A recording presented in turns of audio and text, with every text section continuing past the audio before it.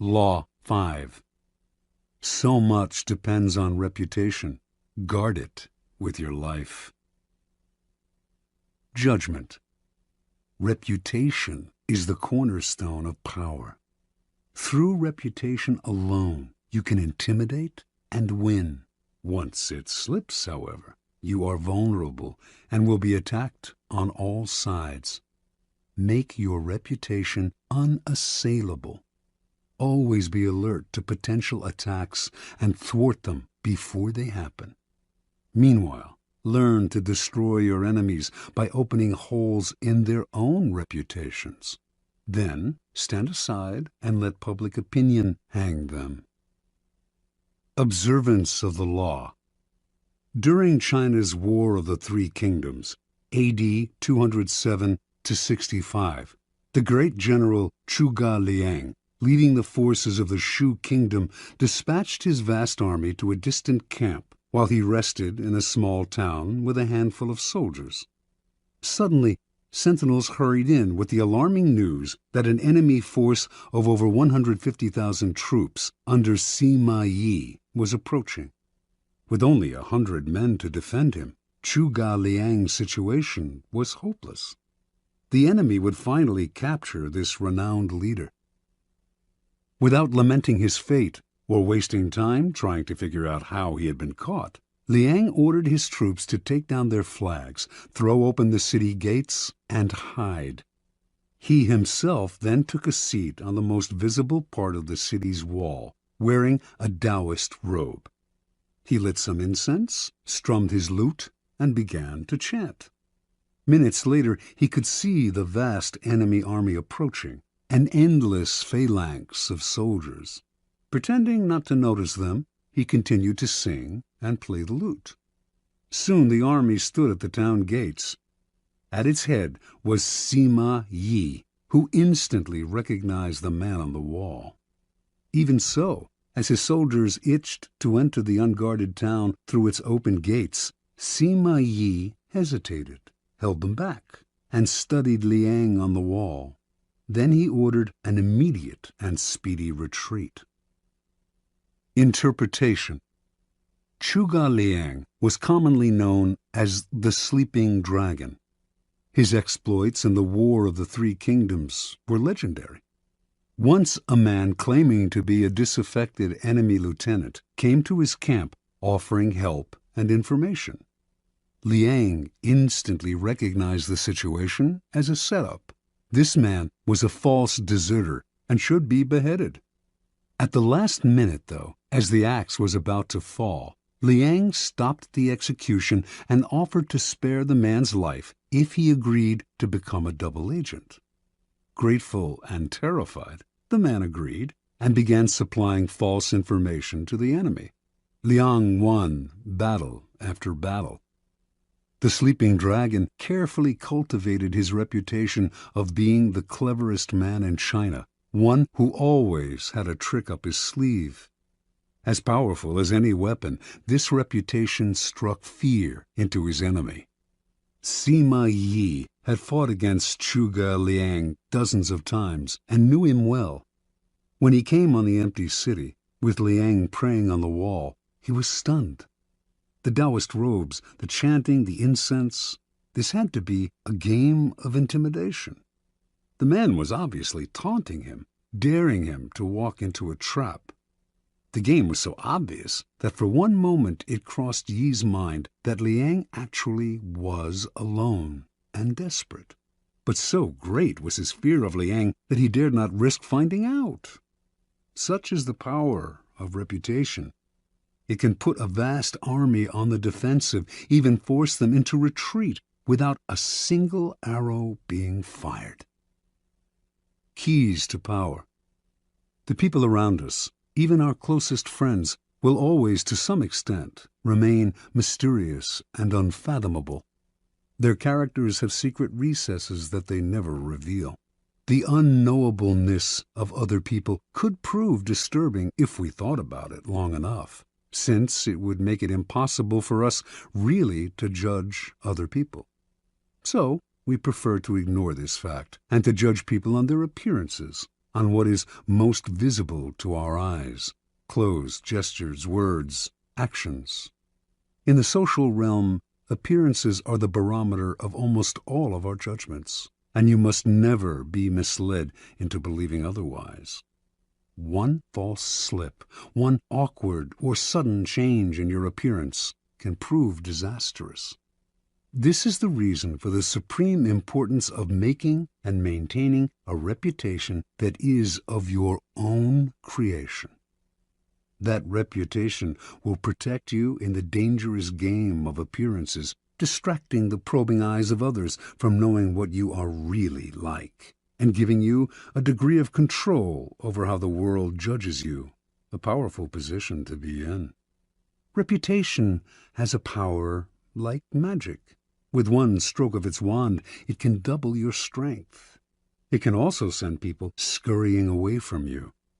Whether the exact same deeds appear brilliant or dreadful can depend entirely on the reputation of the doer. In the beginning, you must work to establish a reputation for one outstanding quality, whether generosity or honesty or cunning. This quality sets you apart and gets other people to talk about you. You then make your reputation known to as many people as possible. Subtly, though, take care to build slowly and with a firm foundation, and watch as it spreads like wildfire. Reputation is a treasure to be carefully collected and hoarded. Especially when you are first establishing it, you must protect it strictly, anticipating all attacks on it. Once it is solid, do not let yourself get angry or defensive at the slanderous comments of your enemies. That reveals insecurity, not confidence in your reputation. Take the high road instead, and never appear desperate in your self-defense. On the other hand, an attack on another man's reputation is a potent weapon, particularly when you have less power than he does. He has much more to lose in such a battle, and your own thus far small reputation gives him a small target when he tries to return your fire. But this tactic must be practiced with skill. You must not seem to engage in petty vengeance. If you do not break your enemy's reputation cleverly, you will inadvertently ruin your own. Law 6. Court attention at all cost. Judgment. Everything is judged by its appearance. What is unseen counts for nothing. Never let yourself get lost in the crowd then, or buried in oblivion. Stand out. Be conspicuous at all cost. Make yourself a magnet of attention by appearing larger, more colorful, more mysterious than the bland and timid masses. Part 1.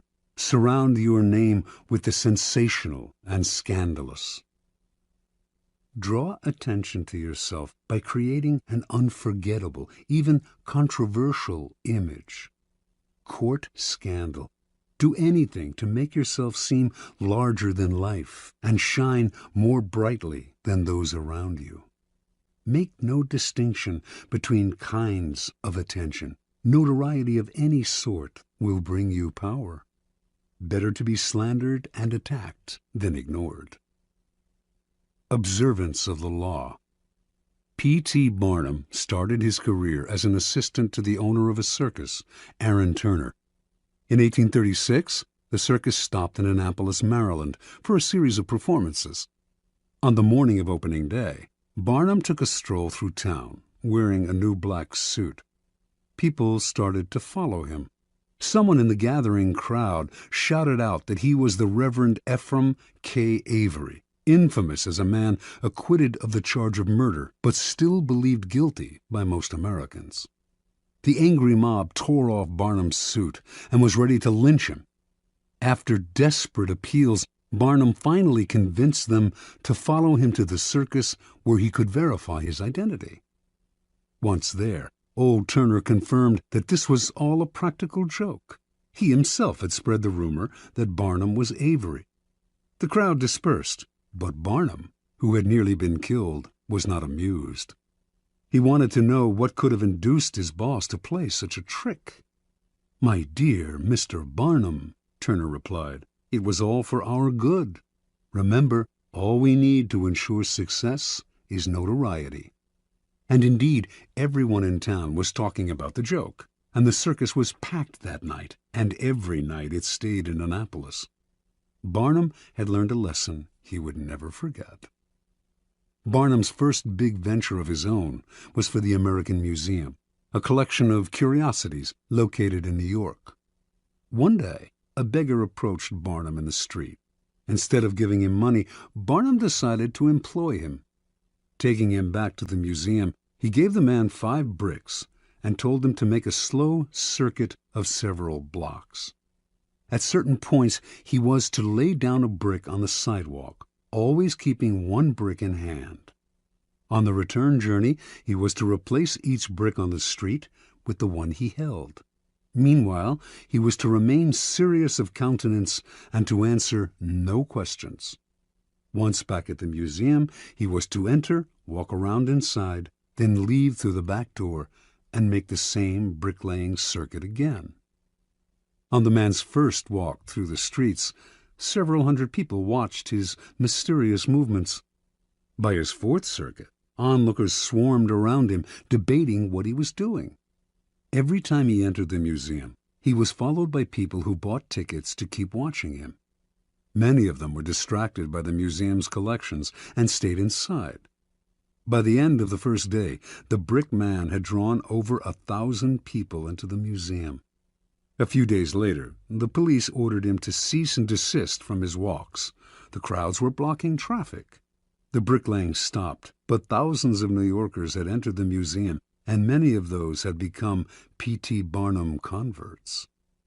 Barnum would put a band of musicians on a balcony overlooking the street, beneath a huge banner proclaiming "Free music for the millions."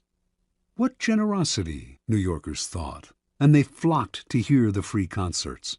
But Barnum took pains to hire the worst musicians he could find, and soon after the band struck up, people would hurry to buy tickets to the museum, where they would be out of earshot of the band's noise and of the booing of the crowd. Interpretation. Barnum understood the fundamental truth about attracting attention. Once people's eyes are on you, you have a special legitimacy. For Barnum, creating interest meant creating a crowd. As he later wrote, "Every crowd has a silver lining." At the beginning of your rise to the top, then, spend all your energy on attracting attention. Most important, the quality of the attention is irrelevant, no matter how badly his shows were reviewed or how slanderously personal were the attacks on his hoaxes. Barnum would never complain. If a newspaper critic reviled him particularly badly, in fact, he made sure to invite the man to an opening and to give him the best seat in the house. He would even write anonymous attacks on his own work, just to keep his name in the papers. From Barnum's vantage, attention, whether negative or positive, was the main ingredient of his success.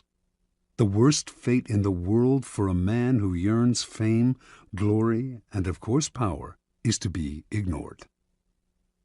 Keys to power. Burning more brightly than those around you is a skill that no one is born with. You have to learn to attract attention as surely as the lodestone attracts iron. At the start of your career, you must attach your name and reputation to a quality, an image that sets you apart from other people. This image can be something like a characteristic style of dress, or a personality quirk that amuses people and gets talked about.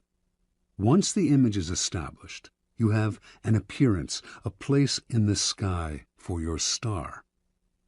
It is a common mistake to imagine that this peculiar appearance of yours should not be controversial, that to be attacked is somehow bad. Nothing could be further from the truth.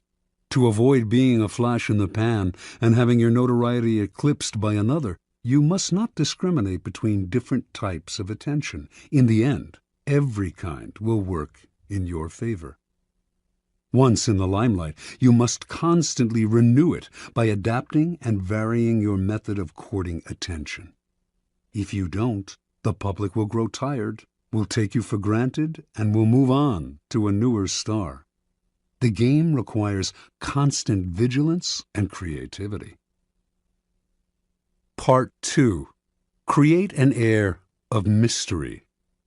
In a world growing increasingly banal and familiar, what seems enigmatic instantly draws attention.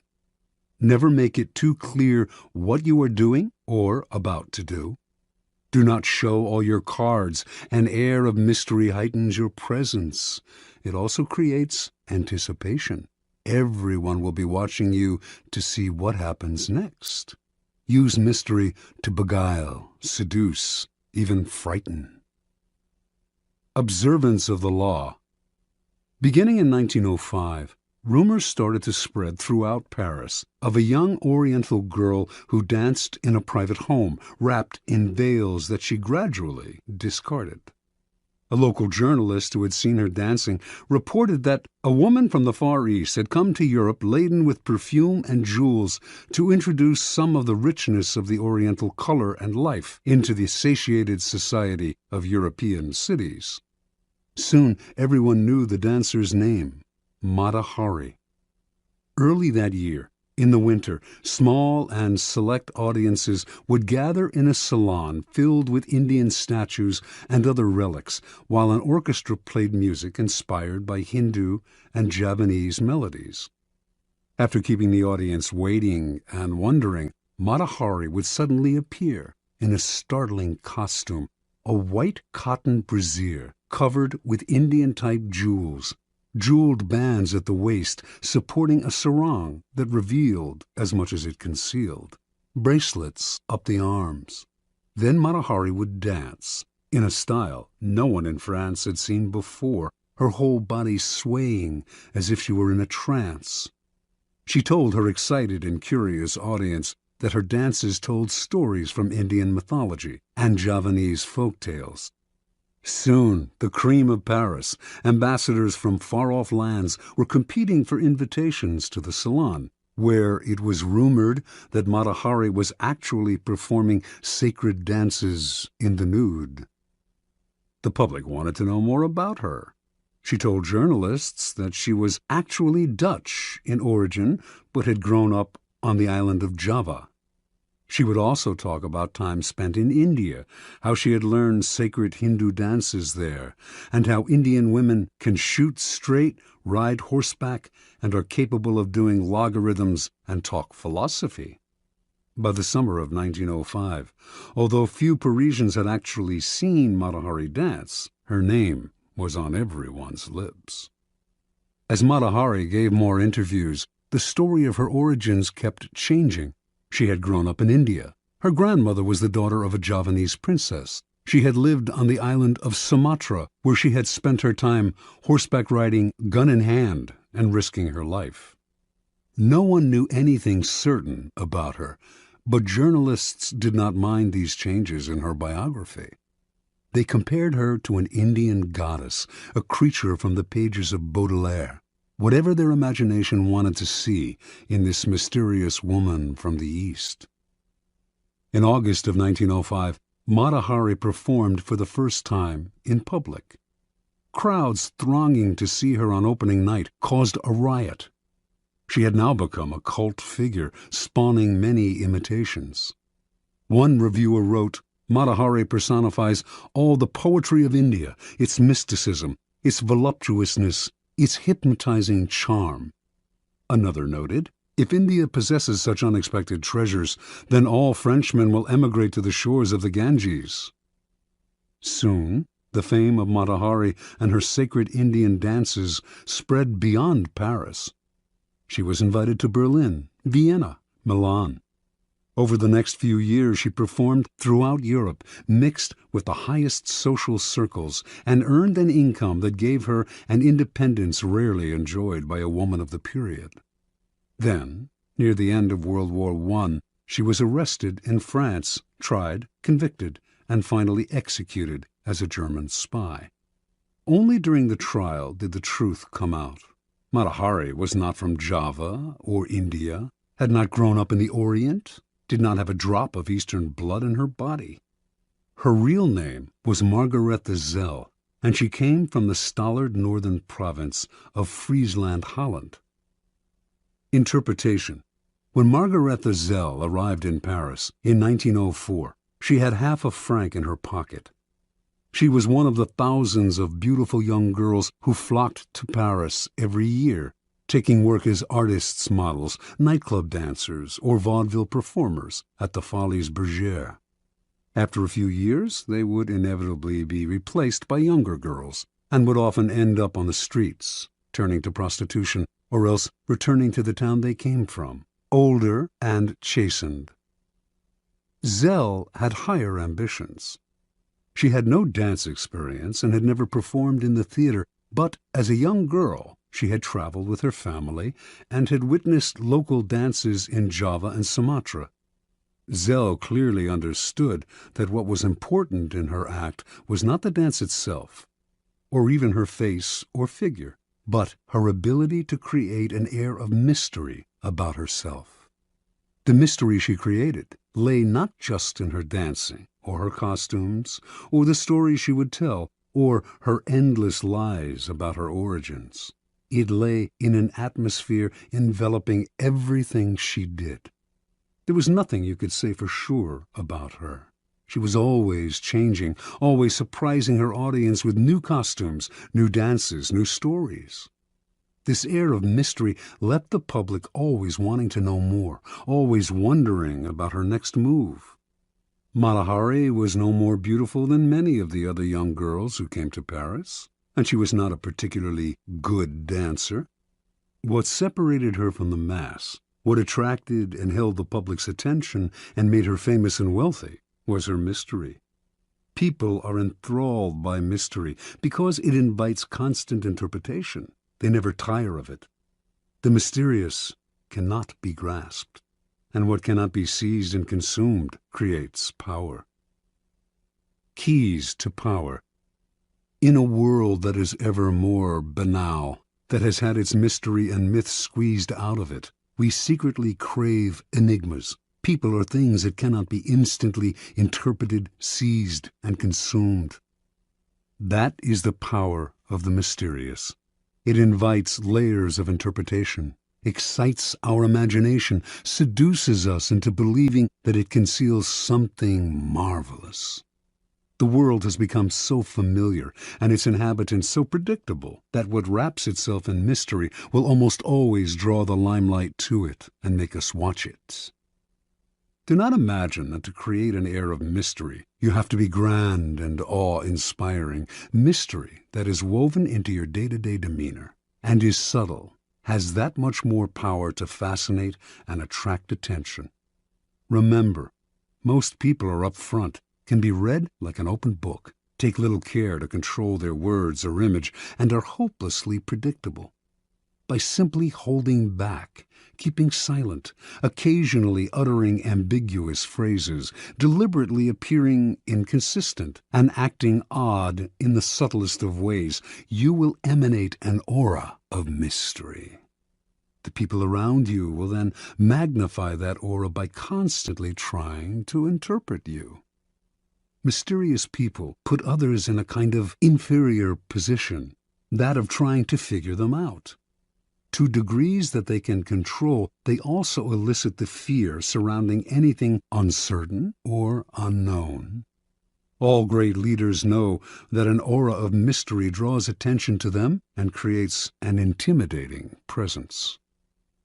If your social position prevents you from completely wrapping your actions in mystery, you must at least learn to make yourself less obvious. Every now and then, act in a way that does not mesh with other people's perception of you. This way, you keep those around you on the defensive, eliciting the kind of attention that makes you powerful. Law 7. Get others to do the work for you, but always take the credit. Judgment. Use the wisdom knowledge, and legwork of other people to further your own cause. Not only will such assistance save you valuable time and energy, it will give you a godlike aura of efficiency and speed. In the end, your helpers will be forgotten and you will be remembered. Never do yourself what others can do for you. Transgression and observance of the law. In 1883, a young Serbian scientist named Nikola Tesla was working for the European division of the Continental Edison Company. He was a brilliant inventor, and Charles Batchelor, a plant manager and a personal friend of Thomas Edison, persuaded him he should seek his fortune in America, giving him a letter of introduction to Edison himself. So began a life of woe and tribulation that lasted until Tesla's death. When Tesla met Edison in New York, the famous inventor hired him on the spot. Tesla worked 18-hour days, finding ways to improve the primitive Edison dynamos. Finally, he offered to redesign them completely. To Edison, this seemed a monumental task that could last years without paying off. But he told Tesla, "There's $50,000 in it for you, if you can do it." Tesla labored day and night on the project, and after only a year, he produced a greatly improved version of the dynamo, complete with automatic controls. He went to Edison to break the good news and receive his $50,000. Edison was pleased with the improvement, for which he and his company would take credit. But when it came to the issue of the money, he told the young Serb, "Tesla, you don't understand our American humor," and offered a small raise instead.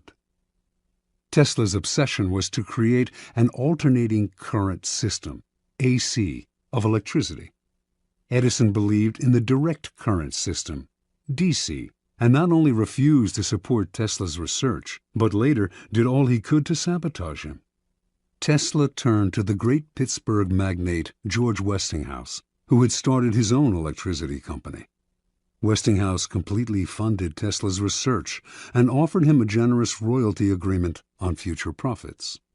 The AC system Tesla developed is still the standard today, but after patents were filed in his name, other scientists came forward to take credit for the invention, claiming that they had laid the groundwork for him. His name was lost in the shuffle, and the public came to associate the invention with Westinghouse himself. A year later, Westinghouse was caught in a takeover bid from J. Pierpont Morgan, who made him rescind the generous royalty contract he had signed with Tesla. Westinghouse explained to the scientist that his company would not survive if it had to pay him his full royalties. He persuaded Tesla to accept a buyout of his patents for $216,000. A large sum, no doubt, but far less than the $12 million they were worth at the time. The financiers had divested Tesla of the riches, the patents, and essentially the credit for the greatest invention of his career. The name of Guglielmo Marconi is forever linked with the invention of radio. But few know that in producing his invention, he broadcast a signal across the English Channel in 1899. Marconi made use of a patent Tesla had filed in 1897, and that his work depended on Tesla's research. Once again, Tesla received no money and no credit. Tesla invented an induction motor as well as the AC power system, and he is the real father of radio. Yet none of these discoveries bear his name. As an old man, he lived in poverty. In 1917, during his later impoverished years, Tesla was told he was to receive the Edison Medal of the American Institute of Electrical Engineers. He turned the medal down. "You propose," he said, "to honor me with a medal which I could pin upon my coat and strut for a vain hour before the members of your institute. You would decorate my body and continue to let starve for failure to supply recognition my mind and its creative products, which have supplied the foundation upon which the major portion of your institute exists." Interpretation. Many harbor the illusion that science, dealing with facts as it does, is beyond the petty rivalries that trouble the rest of the world. Nikola Tesla was one of those. He believed science had nothing to do with politics and claimed not to care for fame and riches. As he grew older, though, this ruined his scientific work. Not associated with any particular discovery, he could attract no investors to his many ideas. While he pondered great inventions for the future, others stole the patents he had already developed and got the glory for themselves. He wanted to do everything on his own, but merely exhausted and impoverished himself in the process. Edison was Tesla's polar opposite. He wasn't actually much of a scientific thinker or inventor. He once said that he had no need to be a mathematician because he could always hire one. That was Edison's main method. He was really a businessman and publicist, spotting the trends and the opportunities that were out there, then hiring the best in the field to do the work for him. If he had to, he would steal from his competitors. Yet his name is much better known than Tesla's, and is associated with more inventions. The lesson is twofold. First, the credit for an invention or creation is as important, if not more important, than the invention itself. You must secure the credit for yourself and keep others from stealing it away or from piggybacking on your hard work. To accomplish this, you must always be vigilant and ruthless, keeping your creation quiet until you can be sure there are no vultures circling overhead. Second, learn to take advantage of other people's work to further your own cause. Time is precious and life is short. If you try to do it all on your own, you run yourself ragged, waste energy, and burn yourself out. It is far better to conserve your forces, pounce on the work others have done, and find a way to make it your own. Keys to power. This is the essence of the law. Learn to get others to do the work for you, while you take the credit and you appear to be of godlike strength and power. If you think it important to do all the work yourself, you will never get far, and you will suffer the fate of the Teslas of the world. Find people with the skills and creativity you lack. Either hire them while putting your own name on top of theirs, or find a way to take their work and make it your own. Their creativity thus becomes yours, and you seem a genius to the world.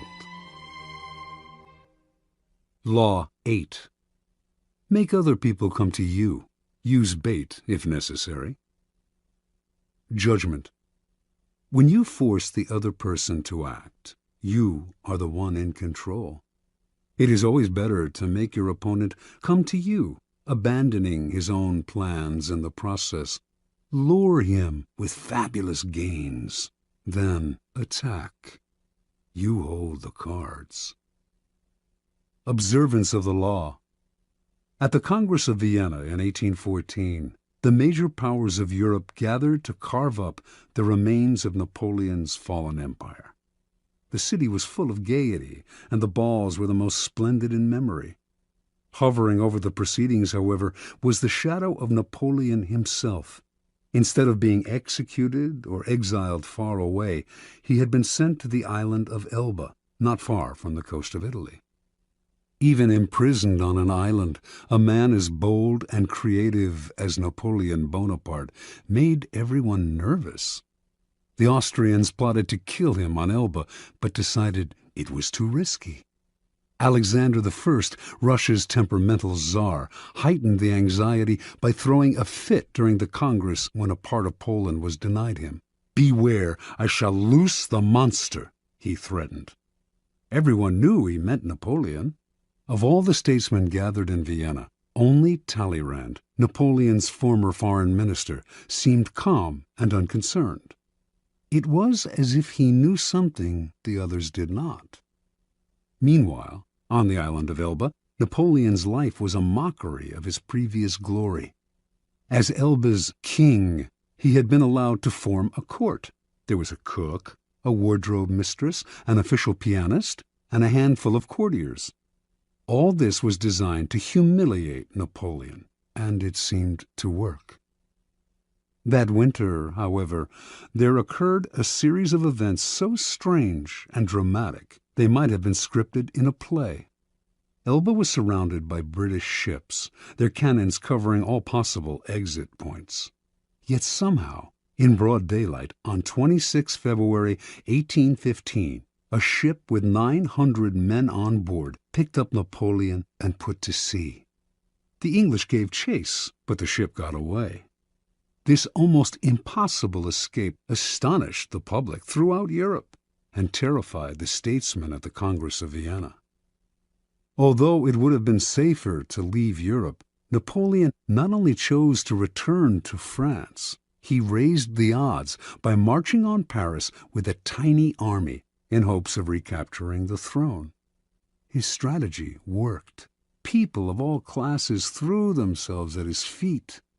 An army under Marshal Ney sped from Paris to arrest him, but when the soldiers saw their beloved former leader, they changed sides.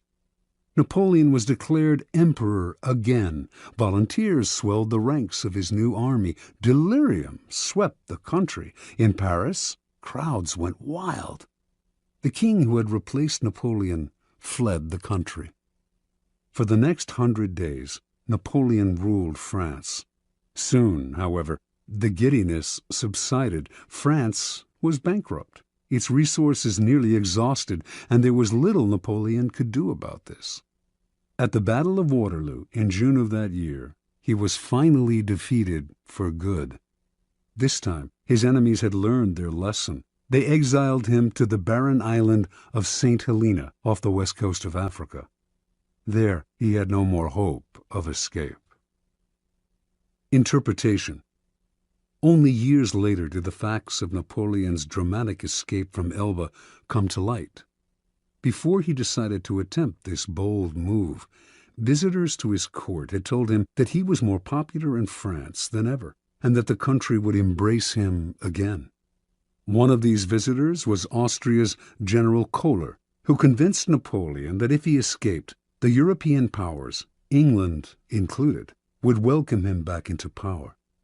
Napoleon was tipped off that the English would let him go, and indeed his escape occurred in the middle of the afternoon, in full view of English spyglasses. What Napoleon did not know was that there was a man behind it all, pulling the strings, and that this man was his former minister, Talleyrand. And Talleyrand was doing all this, not to bring back the glory days, but to crush Napoleon once and for all. Considering the emperor's ambition unsettling to Europe's stability, he had turned against him long ago. When Napoleon was exiled to Elba, Talleyrand had protested. Napoleon should be sent farther away, he argued, or Europe would never have peace. But no one listened. Instead of pushing his opinion, Talleyrand bided his time. Working quietly, he eventually won over Castlereagh and Metternich, the foreign ministers of England and Austria. Together, these men baited Napoleon into escaping. Even Kohler's visit, to whisper the promise of glory in the exile's ear, was part of the plan. Like a master card player, Talleyrand figured everything out in advance. He knew Napoleon would fall into the trap he had set. He also foresaw that Napoleon would lead the country into a war which, given France's weakened condition, could only last a few months. One diplomat in Vienna, who understood that Talleyrand was behind it all, said, "He has set the house ablaze in order to save it from the plague." Keys to power. How many times has this scenario played itself out in history? An aggressive leader initiates a series of bold moves that begin by bringing him much power. Slowly, however, his power reaches a peak, and soon everything turns against him. His numerous enemies band together, trying to maintain his power. He exhausts himself going in this direction and that, and inevitably he collapses. The reason for this pattern is that the aggressive person is rarely in full control. He cannot see more than a couple of moves ahead, cannot see the consequences of this bold move or that one, because he is constantly being forced to react to the moves of his ever-growing host of enemies, and to the unforeseen consequences of his own rash actions, his aggressive energy is turned against him. In the realm of power, you must ask yourself, what is the point of chasing here and there, trying to solve problems and defeat my enemies if I never feel in control? Why am I always having to react to events instead of directing them? The answer is simple. Your idea of power is wrong. You have mistaken aggressive action for effective action. And most often, the most effective action is to stay back, keep calm, and let others be frustrated by the traps you lay for them, playing for long-term power rather than quick victory. Remember, the essence of power is the ability to keep the initiative, to get others to react to your moves, to keep your opponent and those around you on the defensive. When you make other people come to you, you suddenly become the one controlling the situation, and the one who has control has power. Two things must happen to place you in this position. You yourself must learn to master your emotions and never to be influenced by anger. Meanwhile, however, you must play on people's natural tendency to react angrily when pushed and baited. In the long run, the ability to make others come to you is a weapon far more powerful than any tool of aggression. Manipulation is a dangerous game. Once someone suspects he is being manipulated, it becomes harder and harder to control him. But when you make your opponent come to you, you create the illusion that he is controlling the situation. He does not feel the strings that pull him, just as Napoleon imagined that he himself was the master of his daring escape and return to power. Law 9. Win through your actions, never through argument. Judgment. Any momentary triumph you think you have gained through argument is really a Pyrrhic victory. The resentment and ill will you stir up is stronger and lasts longer than any momentary change of opinion. It is much more powerful to get others to agree with you through your actions without saying a word. Demonstrate, do not explicate. Observance of the law. In 1502, in Florence, Italy, an enormous block of marble stood in the works department of the Church of Santa Maria del Fiore. It had once been a magnificent piece of raw stone, but an unskilled sculptor had mistakenly bored a hole through it where there should have been a figure's legs, generally mutilating it. Piero Soderini, Florence's mayor, had contemplated trying to save the block by commissioning Leonardo da Vinci to work on it, or some other master, but had given up, since everyone agreed that the stone had been ruined. So, despite the money that had been wasted on it, it gathered dust in the dark halls of the church. This was where things stood until some Florentine friends of the great Michelangelo decided to write to the artist, then living in Rome. He alone, they said, could do something with the marble, which was still magnificent raw material. Michelangelo traveled to Florence, examined the stone, and came to the conclusion that he could, in fact, carve a fine figure from it by adapting the pose to the way the rock had been mutilated. Soderini argued that this was a waste of time. Nobody could salvage such a disaster, but he finally agreed to let the artist work on it. Michelangelo decided he would depict a young David, sling in hand. Weeks later, as Michelangelo was putting the final touches on the statue, Soderini entered the studio. Fancying himself a bit of a connoisseur, he studied the huge work and told Michelangelo that while he thought it was magnificent, the nose, he judged, was too big. Michelangelo realized that Soderini was standing in a place right under the giant figure and did not have the proper perspective. Without a word, he gestured for Soderini to follow him up the scaffolding. Reaching the nose, he picked up his chisel, as well as a bit of marble dust that lay on the planks. With Soderini just a few feet below him on the scaffolding, Michelangelo started to tap lightly with the chisel, letting the bits of dust he had gathered in his hand to fall little by little. He actually did nothing to change the nose, but gave every appearance of working on it. After a few minutes of the charade, he stood aside. "Look at it now." "I like it better," replied Soderini. "You've made it come alive." Interpretation. Michelangelo knew that by changing the shape of the nose, he might ruin the entire sculpture.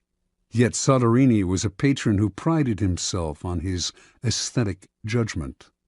To offend such a man by arguing would not only gain Michelangelo nothing, it would put future commissions in jeopardy. Michelangelo was too clever to argue. His solution was to change Soderini's perspective, literally bringing him closer to the nose, without making him realize that this was the cause of his misperception. Fortunately for posterity, Michelangelo found a way to keep the perfection of the statue intact, while at the same time making Soderini believe he had improved it.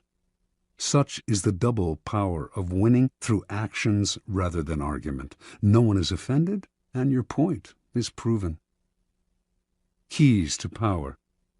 In the realm of power, you must learn to judge your moves by their long-term effects on other people. The problem in trying to prove a point or gain a victory through argument is that in the end you can never be certain how it affects the people you're arguing with. They may appear to agree with you politely, but inside they may resent you.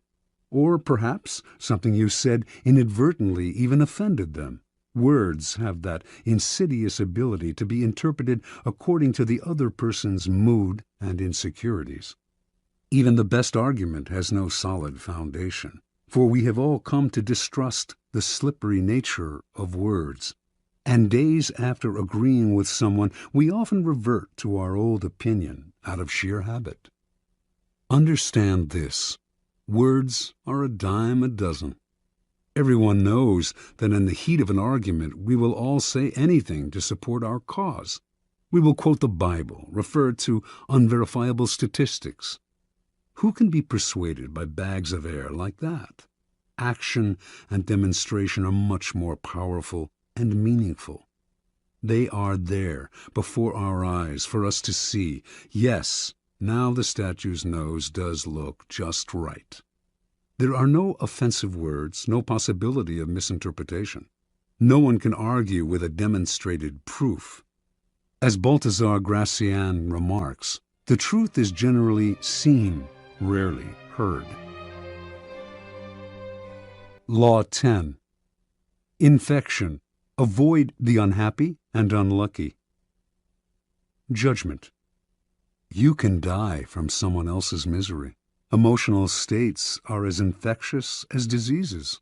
You may feel you are helping the drowning man, but you are only precipitating your own disaster. The unfortunate sometimes draw misfortune on themselves. They will also draw it on you. Associate with the happy and fortunate instead. Transgression of the law. Born in Limerick, Ireland in 1818, Marie Gilbert came to Paris in the 1840s to make her fortune as a dancer and performer. Taking the name Lola Montez, her mother was of distant Spanish descent. She claimed to be a flamenco dancer from Spain. By 1845, her career was languishing, and to survive, she became a courtesan, quickly one of the more successful in Paris. Only one man could salvage Lola's dancing career: Alexandre Dujarier, owner of the newspaper with the largest circulation in France, and also the newspaper's drama critic. She decided to woo and conquer him. Investigating his habits, she discovered that he went riding every morning. An excellent horsewoman herself, she rode out one morning and accidentally ran into him. Soon they were riding together every day. A few weeks later, Lola moved into his apartment. For a while, the two were happy together. With Dujarrier's help, Lola began to revive her dancing career. Despite the risk to his social standing, Dujarier told friends he would marry her in the spring. Lola had never told him that she had eloped at age 19 with an Englishman and was still legally married. Although Desjardins was deeply in love, his life started to slide downhill. His fortunes in business changed, and influential friends began to avoid him. One night, Desjardins was invited to a party, attended by some of the wealthiest young men in Paris. Lola wanted to go too, but he would not allow it. They had their first quarrel, and Desjardins attended the party by himself. There, hopelessly drunk, he insulted an influential drama critic, Jean-Baptiste Rosemont de Beauvalon, perhaps because of something the critic had said about Lola.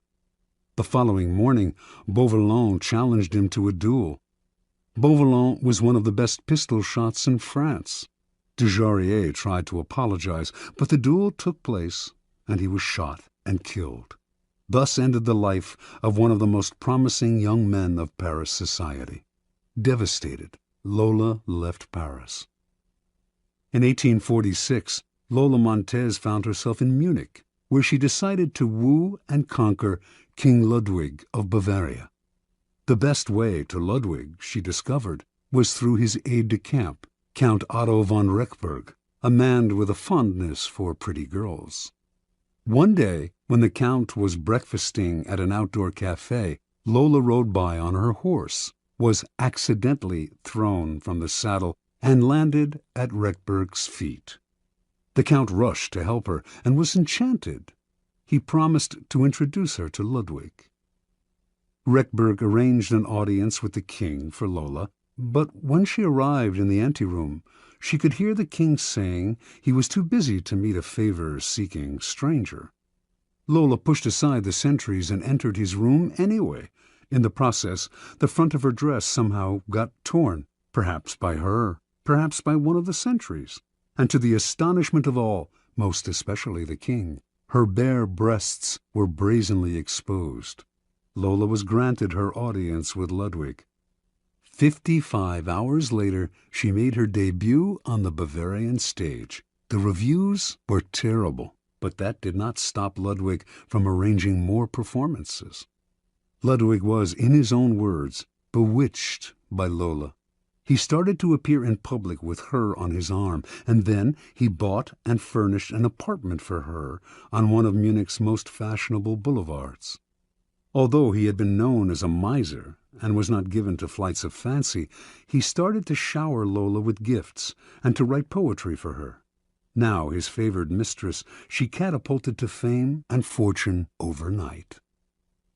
Lola began to lose her sense of proportion. One day, when she was out riding, an elderly man rode ahead of her, a bit too slowly for her liking.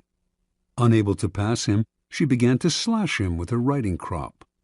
On another occasion, she took her dog, unleashed, out for a stroll. The dog attacked a passer-by, but instead of helping the man get the dog away, she whipped him with the leash. Incidents like this infuriated the stolid citizens of Bavaria, but Ludwig stood by Lola and even had her naturalized as a Bavarian citizen. The king's entourage tried to wake him to the dangers of the affair, but those who criticized Lola were summarily fired. While Bavarians who had loved their king now outwardly disrespected him, Lola was made a countess, had a new palace built for herself, and began to dabble in politics, advising Ludwig on policy. She was the most powerful force in the kingdom. Her influence in the king's cabinet continued to grow, and she treated the other ministers with disdain. As a result, riots broke out throughout the realm. A once peaceful land was virtually in the grip of civil war, and students everywhere were chanting, "Raus mit Lola!" By February of 1848, Ludwig was finally unable to withstand the pressure. With great sadness, he ordered Lola to leave Bavaria immediately. She left, but not until she was paid off. For the next 5 weeks, the Bavarians' wrath was turned against their formerly beloved king. In March of that year, he was forced to abdicate. Lola Montez moved to England. More than anything, she needed respectability, and despite being married, she still had not arranged a divorce from the Englishman she had wed years before. She set her sights on George Trafford Heald, a promising young army officer who was the son of an influential barrister. Although he was 10 years younger than Lola and could have chosen a wife among the prettiest and wealthiest young girls of English society, Heald fell under her spell. They were married in 1849. Soon, arrested on the charge of bigamy, she skipped bail, and she and Heald made their way to Spain. They quarreled horribly, and on one occasion Lola slashed him with a knife.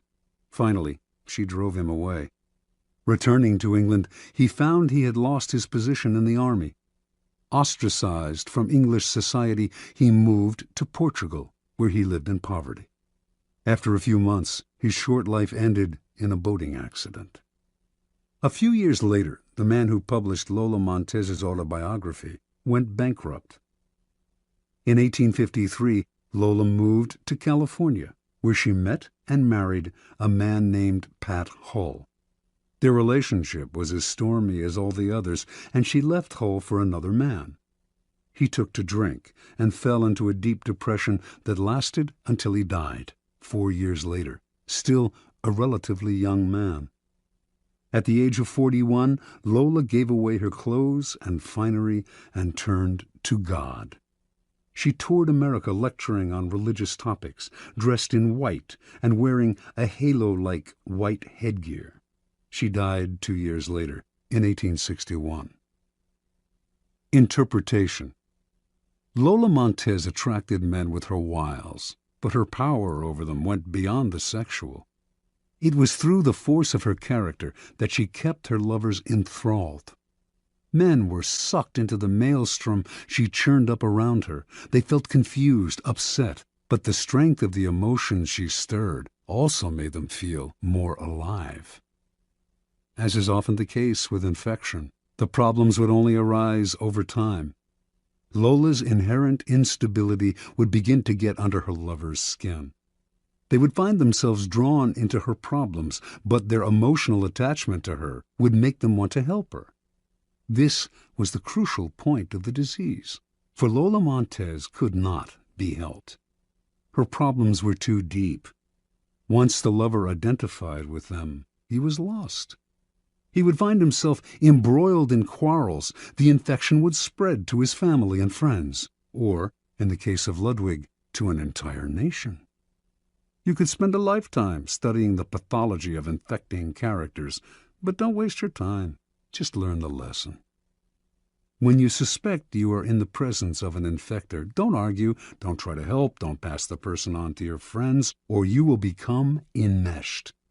Flee the infector's presence or suffer the consequences. Keys to power. Those misfortunates among us who have been brought down by circumstances beyond their control deserve all the help and sympathy we can give them. But there are others who are not born to misfortune or unhappiness, but who draw it upon themselves by their destructive actions and unsettling effect on others. It would be a great thing if we could raise them up, change their patterns, but more often than not, it is their patterns that end up getting inside and changing us. The incurably unhappy and unstable have a particularly strong infecting power because their characters and emotions are so intense. They often present themselves as victims, making it difficult, at first, to see their miseries as self-inflicted. Before you realize the real nature of their problems, you have been infected by them. Understand this. In the game of power, the people you associate with are critical. The risk of associating with infectors is that you will waste valuable time and energy trying to free yourself. Through a kind of guilt by association, you will also suffer in the eyes of others. Never underestimate the dangers of infection.